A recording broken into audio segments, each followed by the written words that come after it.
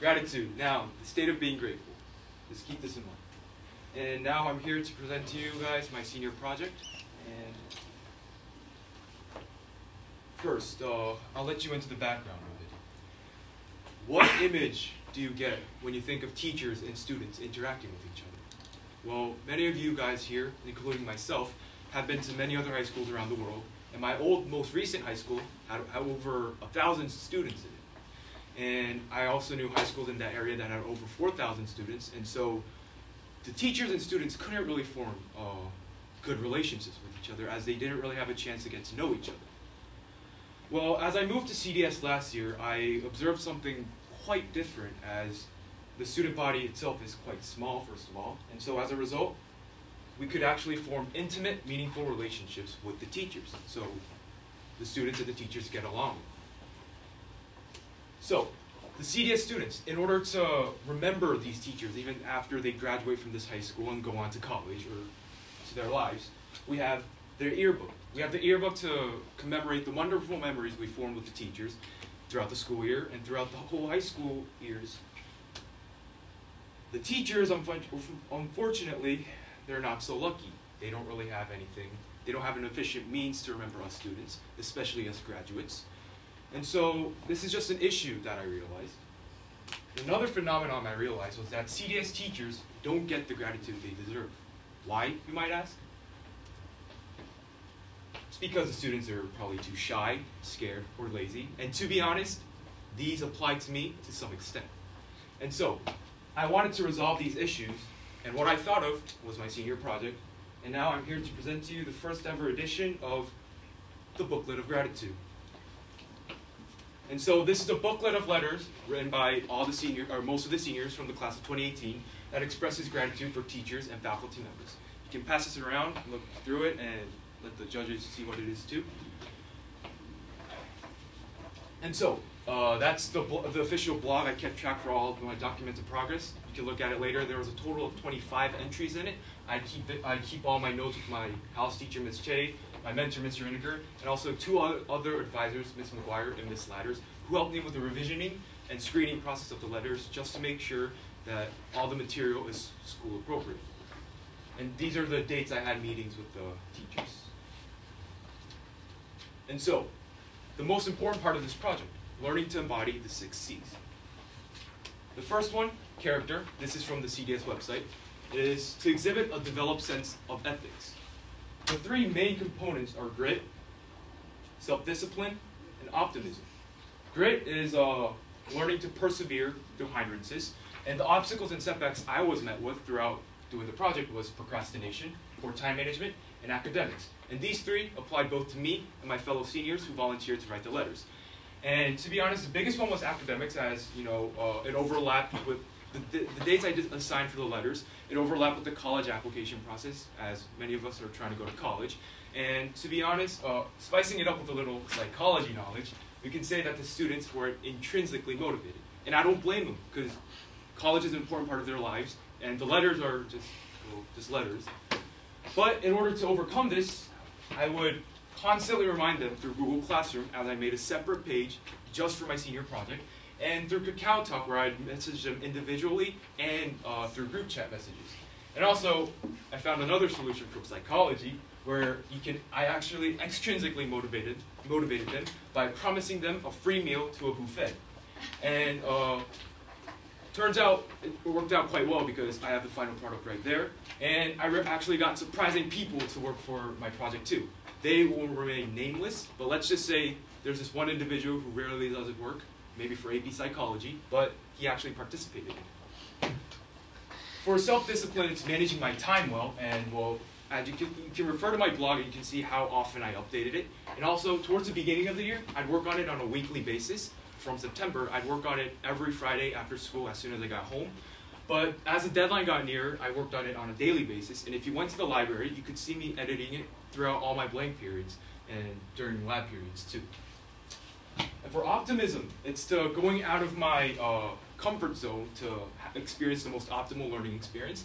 And I'll be honest here, I have never published anything in my life. And I absolutely hated editing, and I thought I had 0 artistic skills, and I was pretty bad with technology. And so it's safe to say that it definitely was not my comfort zone. However, taking on this task, I was able to learn that maybe publishing something isn't so bad. Maybe editing something isn't so bad either. And so through that, I believe I was able to go through the most optimal route possible for me. For curiosity, it required me to have an active interest in learning. First of all, I conducted extensive research on many editing softwares. This is it's a screenshot from my blog. You can see how I weighed the pros and cons of each editing site and editing software. And in the end, I decided to use Canva, which I thought was the most fit for me. And the other thing was I looked into formatting. I referred to many years worth of yearbooks, the CDS one last year, the countless years of yearbooks I got from my old high school in America, and I even looked at my elementary school graduation yearbook just to see how I should format my booklet. And another thing, a big thing, how to motivate students and overcome the dreaded senioritis. The seniors. No, I'm not trying to say anything to you guys, but you guys aren't really motivated as you guys used to be. And so, as I mentioned before, I looked into psychology and many other ways that I could overcome these prejudices. And for the next one, it's critical thinking. First, I had to analyze and methodically divided the senior project into many parts, as seen on the board. This allowed me to stay on track and manage my time efficiently, and it allowed me to stay motivated as I had something due that Friday or something. And for the next one, observation. My whole initiative I had for this project, as I mentioned in the background, relates to this observation component, as well. I had to notice and recognize the significance of the relationships between teachers and students in CDS, and the slight issues that stemmed from it. And another one is evaluation. I had to assert the importance of the senior project to other seniors, teachers, and the 2 possible project managers that will be revealed later. And I'm not trying to brag or anything, but 31 total seniors, including myself, contributed to that senior project. And there's actually 60 total seniors this year, so doing the math, that's over 50% just 50% of the class just working on that project. Perhaps it's my wonderful importance asserting skills, but I'm not going to say anything there. And synthesizing information. I got feedback from many qualified individuals. You can see how I work with 4 total teachers, and even from my peers too. And I researched many on editing softwares and the formatting, and synthesizing all that information together, I came up with what I thought was the most optimal way to make that booklet, where Kwangsu's holding right now. And so these are different parts of critical thinking, but the most important one I thought was integrating and organizing, as I had to integrate all the different parts, the letters from the students, the photos you teachers took with some of our seniors, you might remember. I had to integrate all that together, and I had to organize it in a way that it looked aesthetically pleasing. And for collaboration, this was easily the most well-exemplified C, as Mr. Rinneker, he worked with me during countless study hall periods too, and blank periods and passing periods, and I would also have formal meetings with them. Ms. McGuire and Ms. Ladders, I thought it'd be too cruel to ask Mr. Rinneker to do everything, and I didn't really trust him with the revision process. And so I asked 2 English teachers of 12th grade, Ms. McGuire and Ms. Ladders, to help look over the letters and revise it. My house teacher, Ms. Che, she motivated me and she helped manage my time. I'll be honest here, towards the beginning of the year, during August, I thought I had a lot of time left and I wasn't really motivated, but she asserted that it's important that I start as soon as possible, and if it weren't for her, I wouldn't be here giving you this presentation with that final product right there. And lastly, the seniors. That's the whole list of seniors who helped, 30 total. And, well, I thank them. And for community, I firmly believe that this project propelled CDS to have a tighter community, especially among teachers and students, and among the students ourselves too, as we had to go through this task together. And so, first of all, you can just see that's the buffet. I bought them. Yeah. Yeah. They all look happy together eating.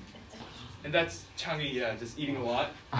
But more importantly, it's the teachers and students. Just look at how happy they look. While I was editing this, it just warmed my heart so much just to just look at all these photos. Disregard the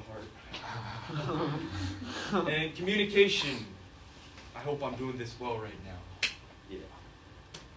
And for future outlook, I really, really hope that this becomes an annual CDS tradition where a senior or a couple of seniors come together to assemble a booklet with the letters written by that senior class and actually publishing it like I did right there. And also, I really hope that this becomes a lasting effect on the tight community that I think I have propelled us into. And so, because I really want us teachers and students to have a good time with each other and spend our short time in high school together forming wonderful memories.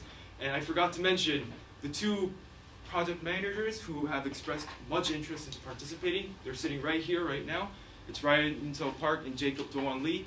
I asked their English teachers too. They thought it'd be a good idea if these two young gentlemen assume the role as editors next year.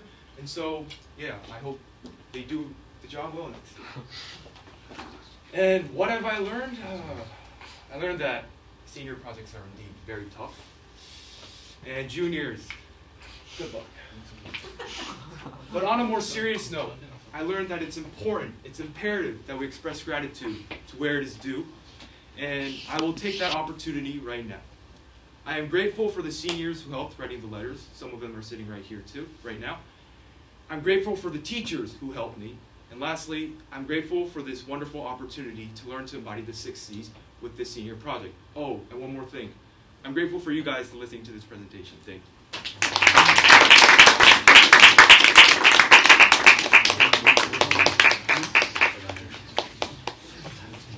No questions. Bravo. Next one, Daniel. Get yourself set up.